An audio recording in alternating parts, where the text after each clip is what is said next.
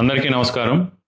ఈరోజు జాతీయ స్థాయిలో నీట్ పరీక్షలో జరిగిన అక్రమాలు, అన్యాయాలు ఎంత తీవ్రమైనయో ఆంధ్రప్రదేశ్ రాష్ట్రంలో డిఎస్సికి సంబంధించి డిఎస్సి పరీక్షల్లో కానీ, డిఎస్సి సెలక్షన్స్లో కానీ, మెరిట్ లిస్ట్ విషయంలో కానీ జరిగిన అన్యాయాలు, అక్రమాలు కూడా అంతకంటే తీవ్రమైనవి.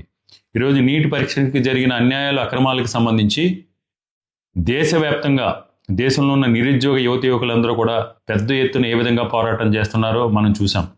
ఆ పోరాటానికి దిగి వచ్చి ఈరోజు ఆ పోరాటానికి కేంద్ర ప్రభుత్వం దిగి వచ్చి కేంద్ర విద్యాశాఖ మంత్రి ధర్మేంద్ర ప్రధాన్ గారు ఈరోజు రాజీనామా చేయడం కూడా జరిగింది.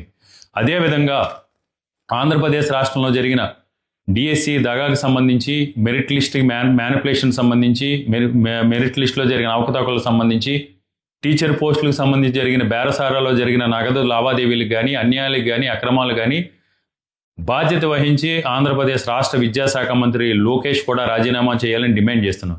ఎందుకంటే ఆంధ్రప్రదేశ్లో డిఎస్సిలో జరిగిన దగాకు సంబంధించి, అన్యాయాలకు సంబంధించి, అక్రమాలకు సంబంధించి తప్పులు జరిగినాయని అందరూ కూడా నిర్ధారించడం జరిగింది.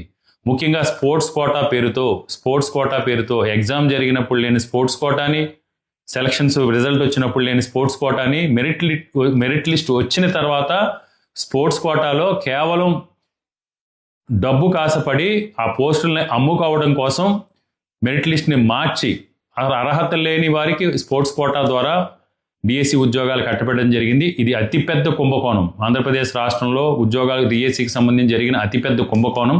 కాబట్టి కుంభకోణానికి బాధ్యత వహించాల్సిన అవసరం ఉంది. ఎందుకంటే డిఎస్సిలో దగా పడిన 3 లక్షల మంది ఏదైతే పరీక్షలు రాశారో రెయిన్బోలు కష్టపడి వారందరూ కూడా ఒకటే మనోవేదనకు గురయ్యి డిమాండ్ చేస్తున్నారు. దీన్ని మాకు అన్యాయం జరిగింది, అక్రమం జరిగింది, మాకు న్యాయం చేయమని డిమాండ్ చేస్తున్నారు. కానీ చంద్రబాబు నాయుడు గారు కానీ, లోకేష్ కానీ తప్పుదోవ పట్టిస్తూ, పక్కదారు పట్టిస్తూ డిఎస్సిలో అక్రమాలు జరగలేదనే విధంగా ఈరోజు వ్యవహరిస్తున్నారు. డిఎస్సికి సంబంధించి సమగ్ర విచారణ జరగలేదు. సిబిఐ ఎంక్వైరీ ఏమంటే సిబిఐ ఎంక్వైరీ లేదు.